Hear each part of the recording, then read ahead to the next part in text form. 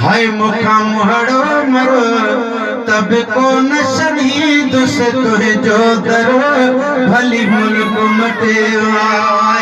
हाय मुखा मुहड़ो मरो भली मुल्क मटे। हाय मुखा मुहड़ो मरो तब को न शहीद से तुहे जो दरो भली मुल्क मटे। अड़ो सोगो कयो है सिकजे सगे ओ मुझा सुहना सजण तो सासिरड़ो लगे। ओ तेरे लब है मरक कुरान दे साईं जप चोलण दा को मिसाल नहीं। जिब्राइल आवे त तू बोले पवी बोलण दा को मिसाल नहीं। तेरा चेहरा कुरान करीम है खुदे यासीन खोलण दा मिसाल नहीं है। बस मेरे गिलाल तू आखी में मेरे ढोलण दा को मिसाल नहीं है। अड़ो सोगो कयो है सिकजे सगे ओ मुझा सुहना सजण तो सा सिरड़ो लगे। तो सा इश्क लगल आहे मोहे जो यगे तो सा इश्क लगलो आहे मोहे जो यगे तो ता घोरिया गया पांचो सिर आई घरो ओ भली मुल्क मटे। है तुम मुखा मुहड़ो मरो तब को न शदीद से आका तुहे जो दरो भली मुल्क मटे। तोड़े निकमो ना कामया ओ पोबे तुहे जे दरजो गुलाम आया। है पोबे तुहे जे दरजो गुलाम आया।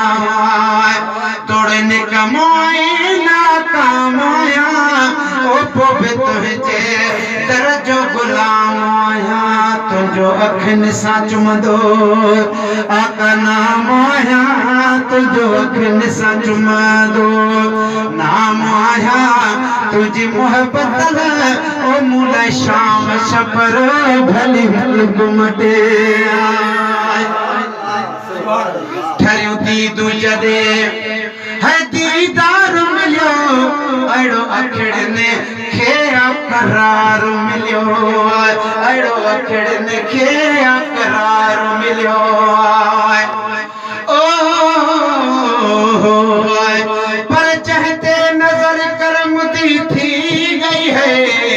कोई अवेस तो कोई बिलाल बना को सिद्दीक फारूक को गनी हथी गया को पीर अली लजपाल बना। कोई गौस थिया कोई कुतुब थिया कोई सचल कलंदर लाल बना। कोई शाह बिटाई थी गया वल सनफान है मिल बिलाल बना। है ठरियो दी तू जने वो दीदार मिलो अड़ो अखड़ने के करार मिलो। नकी तो जहड़ो मुखे यार मिलो नकी तो जहड़ो गर्दी तो सुभान अल्लाह तो दिल खरे। मुखे यार मिलो दिल तो के कबूलो आ दिल बर है भली मुल्क मटे। मुखा मुहड़ो मरो तब को न शदीद से तुहे जो दरो भली मुल्क मटे।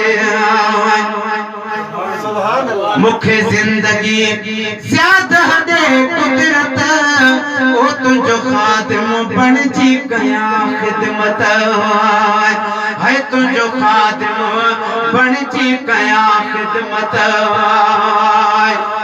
ओ